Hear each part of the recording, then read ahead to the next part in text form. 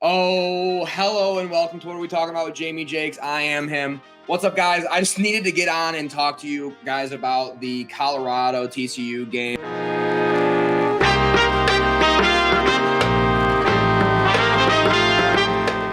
When I woke up earlier this week, I saw the lines get posted for this game. I thought I read it wrong, right? Because they were 20-point underdogs. It closed at 22-point underdogs. And I seriously thought, Mr. Boston's here joining us. I seriously thought that I missed something. I was like, what did I miss? Is because I haven't been following Colorado super close, but I've been paying attention to what's been going on with them and TCU, by the way. First of all, TCU played a great game. I think they're going to have a great season. They're a great football team. They impressed me with how explosive their offense was. And I think they just honestly ran into a buzzsaw today in Fort Worth at home. Speaking of which, I do live here in Texas. I almost drove to the game today. I missed out on tickets last second because I got stuck in the office. I was going to go see the second half of that game because I was watching it in the first half in my office. I'm like, oh my gosh, I just got to be there. Unfortunately, didn't get to go. That would have been really, really cool. But at least I get to talk to you guys about it right afterwards. It's hot here still, and it is not in Colorado. I was actually just, funny enough, on a trip to Denver, Colorado to see a concert this past week, and it was like 80s. It was like cold for how hot this Texas summer has been. So I think, first of all, very impressed just with the conditioning for the heat that Colorado demonstrated, and just like the grit that obviously Coach Prime Deion Sanders is bringing onto the team. And I guess let's just get to Deion right away. Like, why are we surprised that this is where the team is already? We've seen him produce in a different situation in a SWAC school, Jackson State, and had amazing success there. And now we're seeing him go to like a serious Division I, with all due respect, a serious Division I program with serious Division I facilities and a beautiful campus in Boulder, Colorado, and a head coach that literally every single player is going to want to go play for. Which is, again, I put out a tweet. I was like, hey, why are we surprised that this is happening? Like, what did you guys expect? They're like, oh, they won one game last year. I'm like, yeah, but that's, other than the uniforms that they were wearing, it's not the same team as what we're seeing right now. This is a team that's bringing back like 10 of their former roster. The rest is just brand new guys.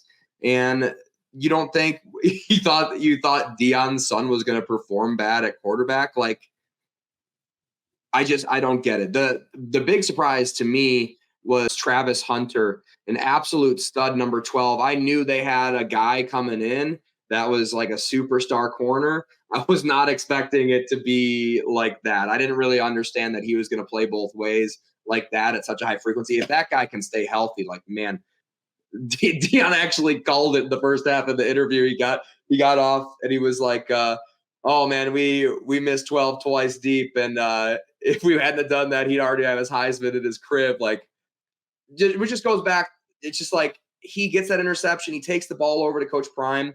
Coach Prime hands him, and he just like shakes him, like, a lot of love. You can tell they all love each other on the sideline in Colorado. It's just evident how much Deion actually cares about these players, which that sincerity, I think, goes a long way in the world that we're in right now. He coaches tough. Like, we all saw his first interview with the former Colorado football team that he kicked out the door. He's tough. He's going to be honest with you, but he also has a lot of love for these players. And it just makes it so easy for you to like Deion Sanders, Coach Prime, and this Colorado football team. His son broke a school record on the first week. Number 3, his name escapes me right now, got 4 touchdowns, super explosive. And it just brings me back to my original point of like wanting to do this talk and do this reaction is like, what the fuck did you expect out of this situation? I don't think it should have been a surprise to anybody. And it just goes to show you, I saw an analyst earlier this week be like, yeah, man, if Coach Prime in Colorado can win 4 games this year, that would be a massive accomplishment. I'm like, I don't think you guys understand the type of change that he can turn over in an organization like this in a short period of time.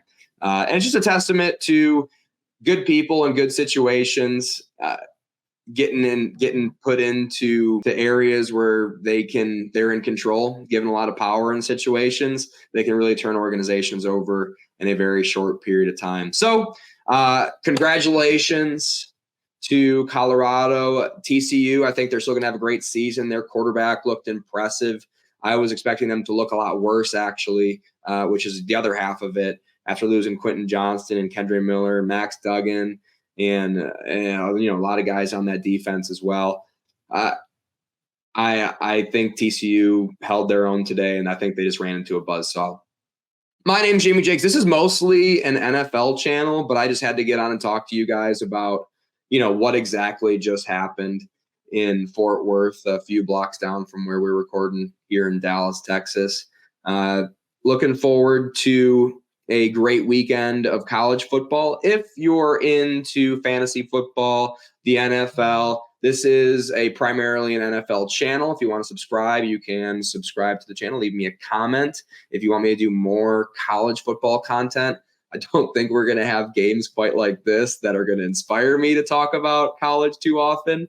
But if that would be something you'd be into as well, I'd love to get into it. I do have some thoughts on some other teams, like my Michigan State Spartans, who are probably going to win 4 games this year. Anyways, thank you for watching. My name's Jamie Jakes. Good day.